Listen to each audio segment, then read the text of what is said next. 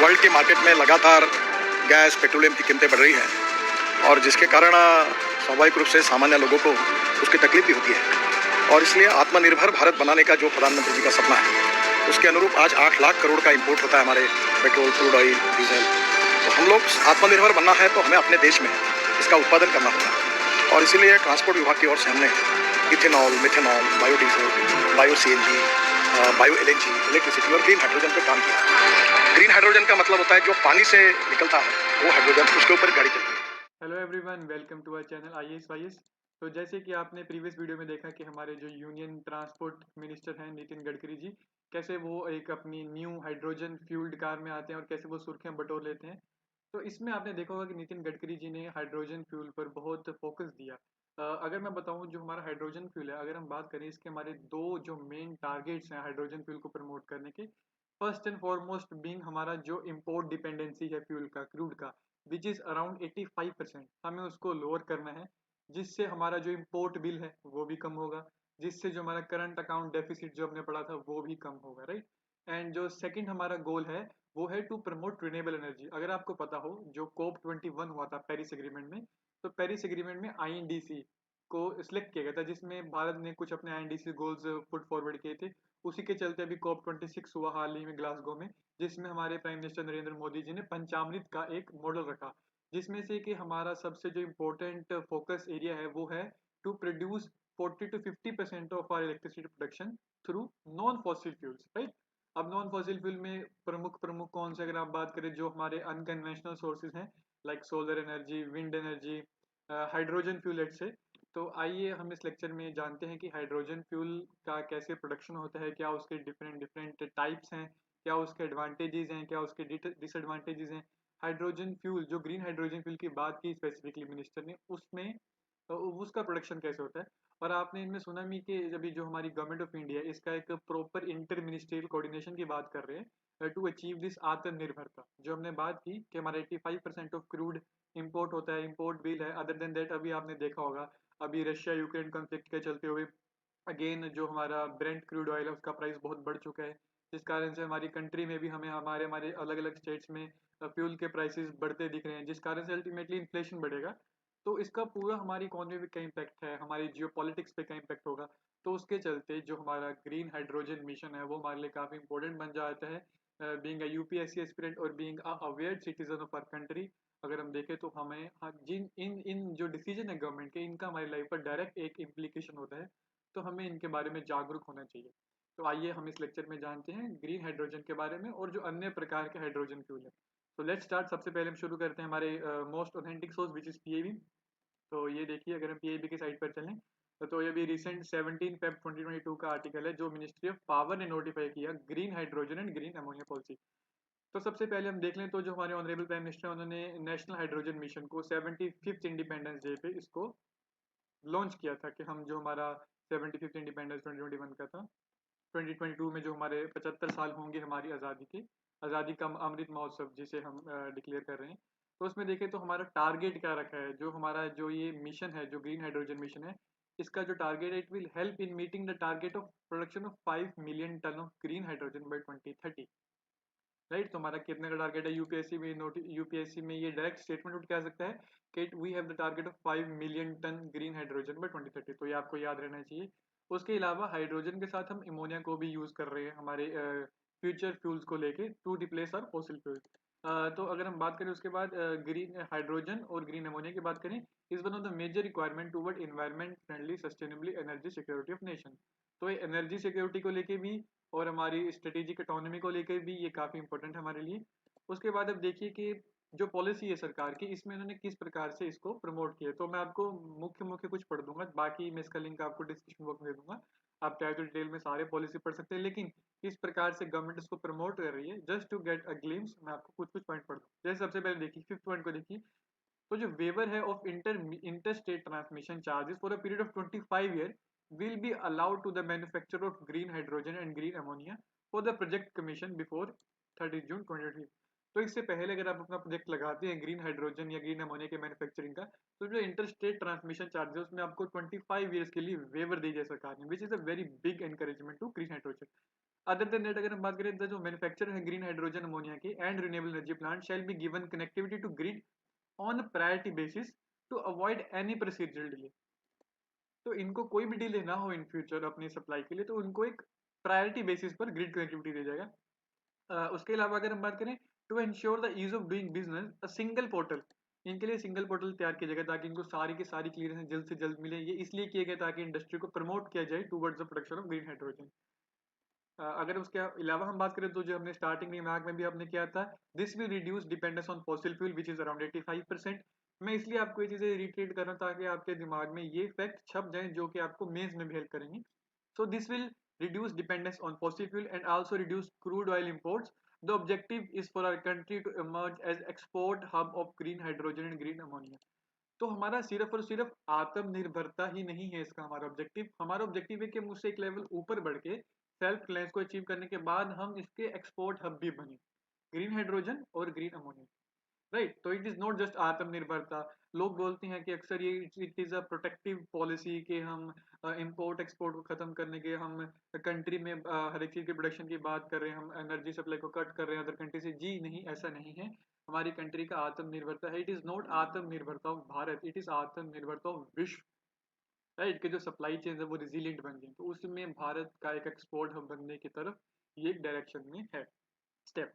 अब हम डिटेल में जानते हैं कि हाइड्रोजन किस प्रकार से बनता है, क्या क्या डिफरेंट डिफरेंट प्रकार हैं हाइड्रोजन के। चलिए, तो सबसे पहले अगर हम बात करें, जो India has set ambitious target of renewable energy sector and push for hydrogen energy fuel, तो जिसके चलते हमने नेशनल हाइड्रोजन एनर्जी मिशन को स्टार्ट किया। अब अगर हम बात करें जो नेशनल हाइड्रोजन एनर्जी मिशन है ये क्या है, तो इसमें देखिए बजटरी एलोकेशन किसका है। जैसे नितिन गडकरी जी ने बताया कि उन्होंने 3,000 करोड़ के आसपास बजटरी एलोकेशन किया है सिर्फ ग्रीन हाइड्रोजन प्रोडक्शन को एनकरेज करने के लिए। अदर देन दैट अगर हम पूरे अपने बजट के रिन्यूएबल एनर्जी प्रोडक्शन की बात करें तो उसमें हमें 15,000 करोड़ का, देख वेट मैं हेल्प कर देता हूँ, the budget allocation of 15,000 crore for renewable energy development including hydrogen. तो हाइड्रोजन को 3,000 करोड़ अलग से, लेकिन ओवरऑल देखा जाए तो 15,000 करोड़ का हमारा बजटरी एलोकेशन है। हाइड्रोजन की अगर हम देखें कि हाइड्रोजन को इतना प्रमोट करें, तो hydrogen is the most abundant element on the earth and this mission will capitalize on this. Hydrogen की भरपूर हमारे अंदर हमारे जो अर्थ है उसके अंदर एलिमेंट देखा जाए तो मोस्ट अबंडेंट एलिमेंट पाया गया। तो उसी को कैपिटलाइज करने के लिए it is a cleaner fuel. अगर हम बात करें अदर फॉसिल फ्यूल से, कोल से, क्रूड से बात करें तो उससे ये काफी क्लीनर फ्यूल है हमारा। तो हमारे क्या क्या टारगेट से आप देख लीजिए, the mission will emphasis hydrogen for clean sources. India target जो 2022 का था आईएनडीसी के चलते हुए कि 175 gigawatt, it is gigawatt not megawatt, इन चीजों पे ध्यान दीजिए। तो जो हमारा टारगेट था कि 175 गीगावाट रिन्यूएबल एनर्जी प्रोडक्शन करना है, उसमें ये बूस्ट देगा। अब इस टारगेट को हमने बढ़ा दिया है कि जो हमारा रिन्यूएबल एनर्जी टारगेट है वो 2030 में 450 से 500 गीगावाट के बीच में हमने रख दिया है। राइट, तो जो कंट्री का एक है, तो कंट्री है सेट टू डीकार्बनाइज बाय 2050। और जो हमारा कार्बन न्यूट्रलिटी का टारगेट है दैट इज अराउंड, जो नेट जीरो कार्बन का है, नेट जीरो कार्बन वो है 2070 का गोल हमारा। राइट, उसमें कंफ्यूज मत होइएगा, ये डीकार्बनाइज है, वो नेट जीरो मिशन का हमारे 2070 तक। Using hydrogen will serve the twin purpose. अभी ट्विन पर्पस क्या है, सबसे पहला तो है कि जो हमारा पेरिस एग्रीमेंट है जो हमने आईएनडीसी वहां पे डिक्लेयर किए थे, या फिर जो ग्लासगो के चलते हमारा जो पंचामृत मॉडल है उसको अचीव करने में, उसमें जो कमिटमेंट्स है इंडिया के उसको अचीव करने में हेल्प करेगा। उसके अलावा जो हमने बात की थी इम्पोर्ट डिपेंडेंसी, 85% ऑफ फ्यूल जो हम इम्पोर्ट करते हैं उसकी डिपेंडेंसी हमारी कम करने में हेल्प करेगा।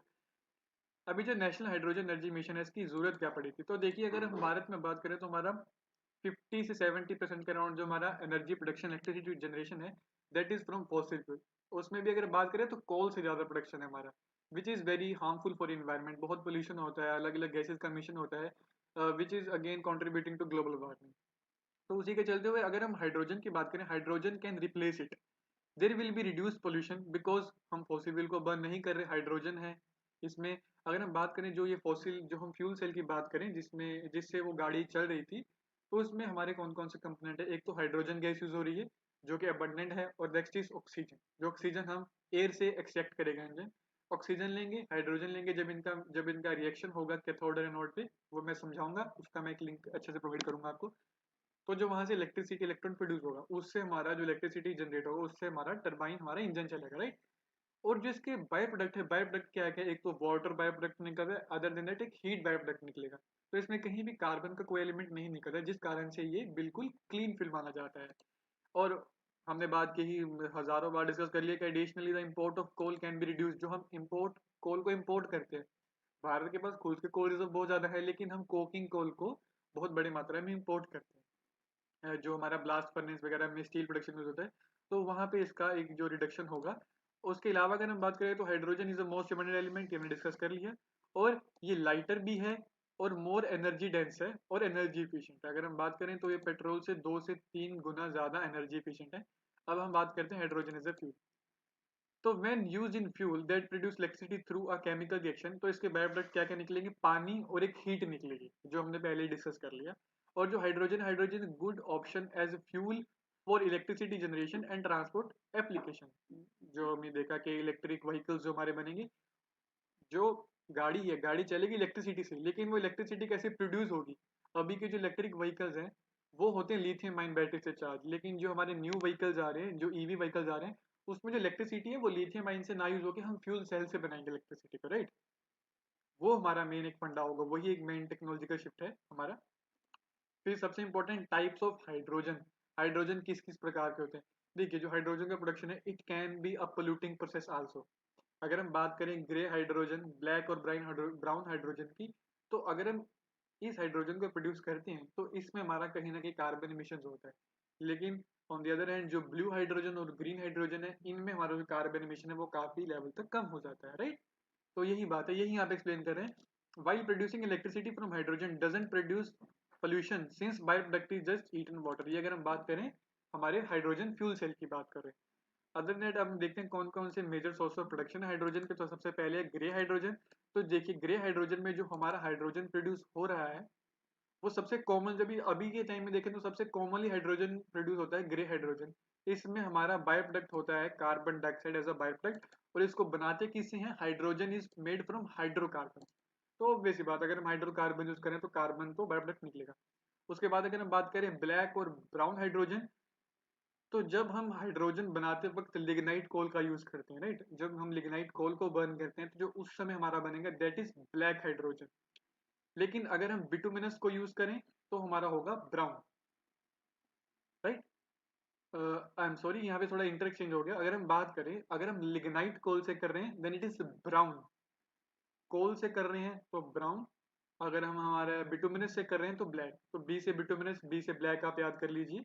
और कोल से करें तो हमारा अदर ऑल्टरनेटिव बचता है ब्राउन। इसमें भी हमारा क्या क्या कार्बन डाइऑक्साइड फ्यूज होता है, कार्बन मोनोऑक्साइड फ्यूज है, तो ये भी हमारा कार्बन इमिशन करते हैं। अब नेक्स्ट कम, अगर एक टेक्नोलॉजिकल डेवलपमेंट हम स्टेप ऊपर जाए तो दैट इज ब्लू हाइड्रोजन। इसमें हमारे इमिशंस होंगे नो डाउट, क्योंकि इसमें हम हाइड्रोकार्बन से ही प्रोड्यूस करें। लेकिन हमने कार्बन कैप्चरिंग यूटिलाइजेशन स्टोरेज का एक डिवाइस बना लिया, जिससे कि जो कार्बन निकल रहा था, एमिट रहा था, हमने उसको स्टोर कर लिया ताकि हम उस कार्बन को फर्दर यूज कर सके या उसको स्टोर कर सके इन अ सेफर मेथड, राइट? तो इस चक्कर में हमने उस एमिशन को रोक लिया। तो ये हमारा ब्लू हाइड्रोजन है। अगेन इसमें भी हाइड्रोजन को हाइड्रोकार्बन से ही प्रोड्यूस किया जाएगा, लेकिन जो इसमें एमिशन जनरेट होंगे उनको हम कैप्चर कर लेंगे, उनको हम स्टोर कर लेंगे। या तो अंडरग्राउंड स्टोर करेंगे इंडस्ट्रियल कार्बन कैप्चर स्टोरेज में, उसको अगर कहीं यूज हो रहा होगा तो वहां यूज करेंगे, राइट? इससे क्या होगा कि जो 10 से 20% ऑफ कार्बन डाइऑक्साइड जनरेशन है that can be captured. Again 100% तो सॉलिड नहीं है, लेकिन उससे भी कम अगर 10-20% की हम कटौती कर सकें तो वो भी एक अच्छा है। अब हम बात करते हैं ग्रीन हाइड्रोजन। देखिए, ग्रीन हाइड्रोजन, ग्रीन से हम क्या समझते हैं कि कुछ कन्वेंशनल, कुछ रिन्यूएबल की बात कर रहा होगा। तो जैसे हमने देखा, जो अपर 3 मेथड से हमारे grey hydrogen, black brown hydrogen, blue hydrogen, इस सब में हम हाइड्रोकार्बन यूज कर रहे थे टू प्रोड्यूस हाइड्रोजन। लेकिन जो ग्रीन हाइड्रोजन है, इसमें हाइड्रोजन को प्रोड्यूस करने के लिए ही हम रिन्यूएबल सोर्सेज का यूज करेंगे। हम वहां से इलेक्ट्रिसिटी लेंगे, वाटर का इलेक्ट्रोलिसिस करेंगे। देखिए, हाइड्रोजन कैसे प्रोड्यूस होगा? वाटर है, वाटर का आप इलेक्ट्रोलिसिस कीजिए और वहां से हमारा इलेक्ट्रॉन निकलेगा, वो हमारा इलेक्ट्रिसिटी प्रोड्यूस करेगा। अब इस हाइड्रोजन को जो इलेक्ट्रोलिसिस कर रहे हैं, इसमें जो करंट पास करेंगे, वो जो करंट जनरेट होके आ रहा है इलेक्ट्रोलिसिस के लिए, वो करंट हमारा रिन्यूएबल सोर्स से आ रहा है। अब वो सोलर से आए या विंड से आए, दैट डजेंट मैटर, वो किसी ग्रीनर सोर्स से आएगा। अब मैं पढ़ देता हूँ आपके लिए। Green hydrogen, in this case hydrogen is generated from renewable source of energy like solar and wind. In this process, electricity splits water into hydrogen and oxygen. ठीक है, हाइड्रोजन ऑक्सीजन में हमने स्प्लिट कर लिया। अब यहाँ तो इसे इलेक्ट्रॉन सीधा निकल जाएगा, या फिर हम उसको फ्यूल सेल में फीड करके इलेक्ट्रॉन अलग से निकालेंगे, राइट? तो this is the cleanest form of hydrogen generation since the by product are just water and water vapour, right? But अभी के टाइम में देखें तो क्या दिक्कत है, only 1% of hydrogen is generated by this process. तो इसी को प्रमोट करने के लिए हमारा जो ग्रीन हाइड्रोजन मिशन है वो आया था। अभी ये जो इसके एडवांटेजेस आप देख लीजिए, बहुत सिंपल एडवांटेज है। It is a renewable source of and found in abundance. It is a clean source of burning hydrogen, doesn't produce any harmful by product, nearly zero carbon footprint है, near zero है, right, not complete. It is not toxic, नहीं है human health को, unlike nuclear energy अगर हम बात करें। Dense है काफी, इसका एनर्जी एफिशिएंसी काफी ज्यादा है। ऑटोमोबाइल की बात करें, hydrogen can be stored in tanks and use. Lighter है। अगर हम बात करें लिथियम आयन बैटरी से, लिथियम आयन बैटरीज का वेट रहेगा, लेकिन हाइड्रोजन का वैसा वेट नहीं रहेगा देन टैंक का वेट। तो इसको हम पास कर सकते हैं, और इसका रिफ्यूल वेरी फास्ट होता है, राइट। अगर हम बात करें फ्यूल है, जैसे अगर हम बैटरीज की बात करें तो जितनी देर बैटरी चार्ज रहेगी ये चलता रहेगा। लेकिन हाइड्रोजन फ्यूल की बात करें, जब तक फ्यूल है, हम फ्यूल जितना स्टोर करेंगे उतना उसको बढ़ा सकते हैं। अब फ्यूल हल्का है तो गाड़ी का वेट भी हल्का होगा, गाड़ी की एफिशिएंसी वैसे भी बढ़ेगी, एवरेज बढ़ेगी।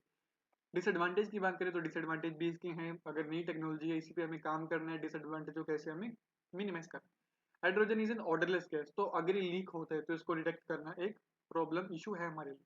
उसके अलावा बात करें तो जो इसका प्रोडक्शन है अभी हाल के लिए तो वो काफ़ी एक्सपेंसिव है। इसी के लिए हमारी ग्रीन हाइड्रोजन पॉलिसी चाहिए, जिसमें सरकार अलग अलग तरह के वेवर दे रही है, प्रायोरिटी बेसिस पे, ईज ऑफ डूइंग बिजनेस के लिए, सिंगल विंडो क्लियरेंस दे रही है। वो सब पॉलिसी मेजर से ठीक हो जाएगा, अगर ये फिलहाल के टाइम पे एक्सपेंसिव भी है।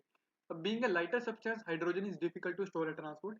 इसका इसका जो मेन एक हम बोले ड्रॉबैक है वो इसको ट्रांसपोर्ट और स्टोर करने में है, क्योंकि इसको ट्रांसपोर्ट और स्टोर करने के इसको लिक्विड में कन्वर्ट करना पड़ेगा हाइड्रोजन को।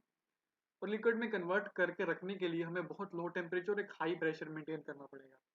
हाई प्रेशर करेंगे तो ऑब्वियस ही बात है, गैस लिक्विफाई हो जाएगी, मॉलिक्यूल्स पास आएंगे तो लिक्विफाई होकर हाई प्रेशर देना पड़ेगा और टेम्परेचर लो रखना पड़ेगा, ताकि वो अगेन से वेपराइज ना हो जाए।